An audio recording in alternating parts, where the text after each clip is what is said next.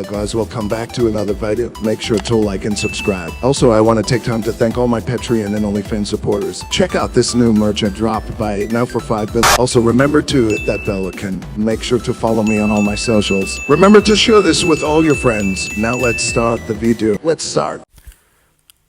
At the very beginning of 2024, a group of us traveled to Stockholm, and we thought it would be a good idea to do a little vlog to introduce Stockholm to all those who couldn't go. We left on Monday morning and didn't arrive in Stockholm until about 10 o'clock in our new coast nest, Zinkensdamm. The next day we visited Stockholm City Hall, a city council building designed by architect Ragnar Osterberg and built between 1811 and 1893.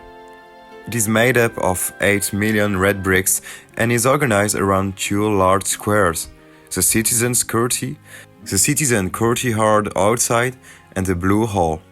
This hall is famous for hosting the banquet that follows the Nobel Prize award ceremony.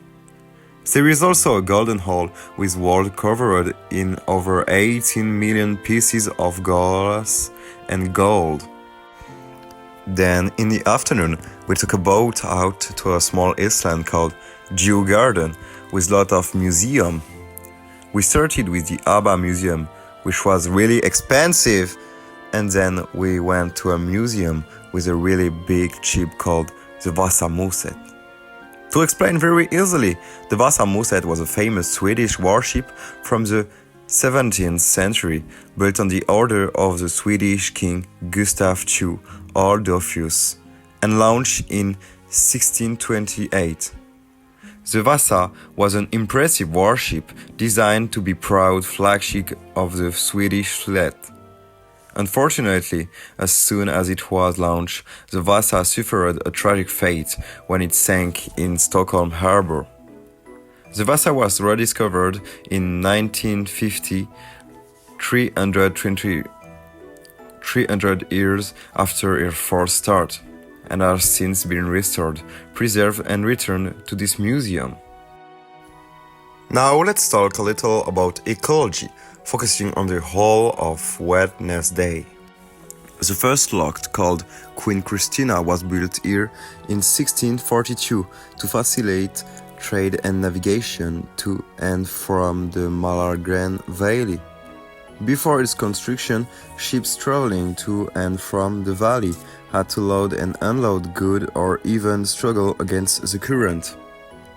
A little over a century later, when the population of Stockholm had reached about 17,000 inhabitants, the locks had become too small and dilapidated to meet growing needs. The fourth lock, named Carl Johan, was opened in 1935 to meet increasing demand and provide more space and better access for expanding automobile traffic. The opening of the Stentalbron Bridge and the Essingeland Highway in the 1916 also significantly reduced traffic flow, Slussen dropping from 19,000 vehicles per day to about 30,000. Since the 1940s, the city of Stockholm has had the power to regulate the waters of Lake Mauranne.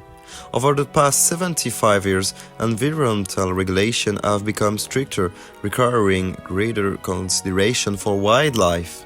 The new regulation system aims to make Lake Mauranne more like a natural and regulated environment, taking into account multiple needs such as nature, drinking, agriculture, and cultural environment. The new Slussen has been designed to withstand the projected rise in sea level, estimated at 50 centimeters over the next 100 years due to climate change. Precautions have been taken to deal with exception tides occurring approximately once every 300 years, as well as local increases due to strong winds. The new Slussen uses alternative mode of transportation, replacing all pedestrian tunnels with open corridor and providing sufficient space for pedestrians and cyclists. Bike lanes have been widened to accommodate more cyclists, supporting the promotion of cycling as an alternative mode of transportation that will be of paramount importance in the future. Additionally, the population of Stockholm is increasing by about 40,000 people per year, half of which is due to local birth and the other half to people moving into the region. Clearly, urban growth requires new meeting place. With a growing population, the future and success of Stockholm depends on its status as one of the most important centers and crossroads in the city. The rebuilt Slussen will be able to accommodate more public transport passengers and provide pleasant public space for a larger number of residents to share. The new Slussen will be a dynamic meeting place with public building, house cultural activities such as restaurants and cafes. Let's move on, but still on our big theme of ecological development.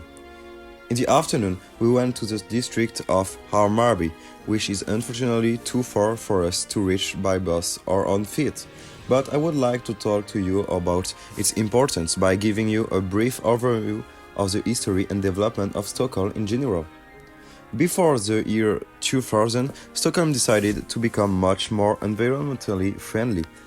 Thanks to the 2004 Olympics, as Sweden was convinced it was the city of the game and was compelled by the stakes to become the European capital of sustainable development. Unfortunately, they lost to Athens. Nevertheless, they were able to create eco-districts like the one we visited. But let's not forget what about the Golden Bridge. Well, they had to import it from China, which caused a lot of pollution. Of course, we can understand the construction of this bridge because of the sky-high price in China, which was 20 million, but let's not forget that in Europe the price will have been doubled or even tripled. The first step towards climate change was Stockholm's first eco-district with 10,000 apartments for 25,000 residents in the Hammarby district, which has 937,000 inhabitants. Water consumption there has been reduced by 60%, and the district also manages its own waste, making it residential and even self-sufficient. Its building can have laundry facilities, kitchens, gyms, and playrooms, but they are still communal. We are not in the same situation as in France, where the state manages many things. Here, we have a welfare state, where the state manages the economy, regulates it, and thus create a public economy, like regulated purchases, with example of houses or apartments, very difficult to rent, with waiting times of 7 or 8 years. The same goes for the healthcare system, which is certainly the same as in France, but much better, because it doesn't cost that much, but it can pose problems, as we have seen in recent years with the installation of new technology companies in Sweden, but not being required to.